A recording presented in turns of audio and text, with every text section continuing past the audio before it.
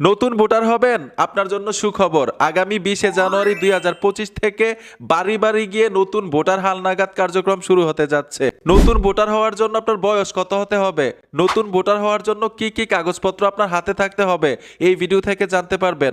অবশ্যই ভিডিওটা অন্য একটা বাইকে দেখার সুযোগ করে দিবেন, যাতে উনিও জানুয়ারির 20 তারিখের আগে কাগজপত্রগুলো নিয়ে রেডি থাকতে পারে নতুন ভোটার হওয়ার জন্য। নতুন ভোটার হওয়ার জন্য 18 বছর পূর্ণ হতে হবে। যেমন 1/1/2007 আপনার জন্ম, আপনি ভোটার হতে পারবেন।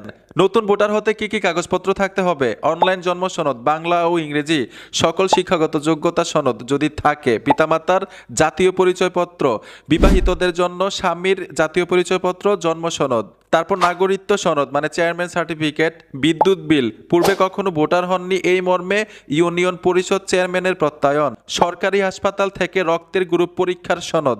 জানুয়ারির 20 তারিখের আগে কাগজপত্রগুলো রেডি করে রাখুন, নতুন ভোটার হতে পারবেন।